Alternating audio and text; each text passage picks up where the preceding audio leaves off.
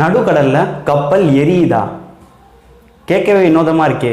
என்னென்னா பார்ப்போமே. The burning boat in the sea. நான் உங்கள் Akash. Welcome back to mind of mystery. Portuguese பக்கத்தில் சலீமான்ற ஒரு கிராமத்தை சேர்ந்த ரிச்சர்ட்ன மீனவர் ஒரு நாள் கடலுக்கு மீன் பிடிக்க போகிறாரு. அவர் டெய்லி ரொட்டீனாக எப்பவும் போகிற மாதிரி தான் போகிறாரு.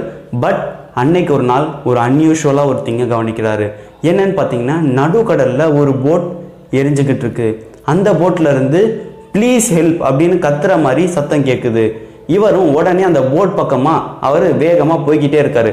அவர் பக்கத்தில் போக போக அந்த போட் காணாமல் போயிடுது.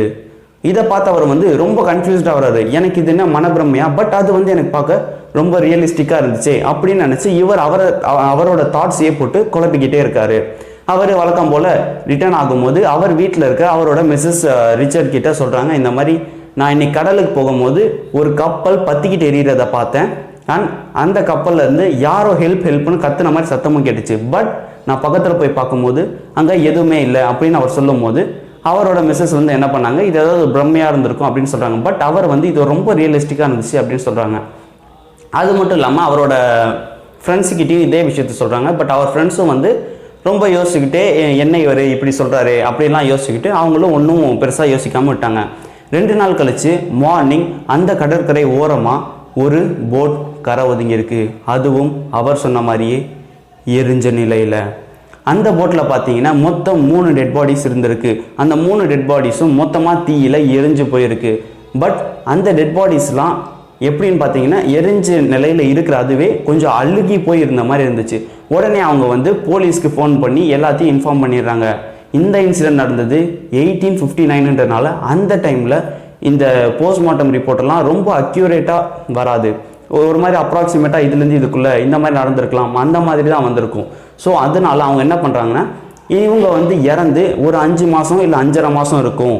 அது மட்டும் இல்லாமல் இவங்க ஃபுல்லாக எரிஞ்சனால இவங்ககிட்ட எந்த ஒரு ஃபேஷியல் ரெக்கக்னேஷனும் எடுக்க முடியல. அண்ட் அப்போ அந்த ஃபேஷியல் ரெக்கக்னேஷன்லாம் ரொம்பவும் பிகினிங் ஸ்டேஜுக்கு முன்னாடி இருந்திருக்கு. அப்போ தான் அது ஸ்டார்ட் பண்ணவே தொடங்கியிருக்காங்க. ஸோ ஃபேஷியல் ரெக்கக்னேஷன்லாம் சுத்தமாக இல்லாமல் இருந்த காலகட்டம் அது. அதனால் அந்த டெட் பாடிஸ்லாம் யாருன்னு சுத்தமாக கண்டுபிடிக்கவும் முடியலை. ஆனால் அந்த 5 மாதத்துக்கு முன்னாடி யாராவது இந்த மாதிரி போட்டோட கிளம்புனவங்க இன்னும் போய் சேராதவங்க இருக்காங்களா அப்படின்னு விசாரிச்சிருக்காங்க. இதில் இன்னும் ரொம்ப மிஸ்டீரியஸான திங் என்னன்னு பார்த்தீங்கன்னா, அந்த ரிச்சர்ட் 2 நாளைக்கு முன்னாடி பத்தி எறிகிற மாதிரி பார்த்த அந்த போட் 2 நாள் கழித்து கரை ஒதுங்கி இருக்கு. ஆனால் அதில் இருக்கிறவங்க இறந்து 5 மாதத்துக்கு மேலே இருக்குன்னு சொல்கிறாங்க. அண்ட் அந்த மாதிரி ஒரு போட் எங்கேயும் கிளம்புனதாகவும் இல்லை யாரோ ஒருத்தர் அந்த போட்லேருந்து கிளம்புனதாகவும் தெரியல. அக்கம் பக்கத்தில் இருக்கிற எல்லா ஊர்லேயும் கிராமத்துலேயும் விசாரிச்சிருக்காங்க. அண்ட் யாருமே அந்த மாதிரி போட் எடுத்துகிட்டு மிஸ் ஆன மாதிரி யாருக்குமே தெரியலன்னு சொல்கிறாங்க.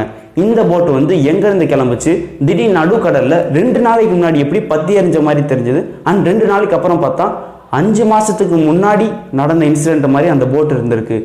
இவ்வளோ மிஸ்டீரியஸான கொஷின்ஸ் அதில் வந்தாலும் அதுக்குன்ட்டு எந்த ஒரு ஆன்சரோ சொல்யூஷனோ இல்லை. கடைசி வரைக்கும் இது ரொம்பவும் மிஸ்டீரியஸ் கேஸாகவே க்ளோஸ் பண்ணப்படுது.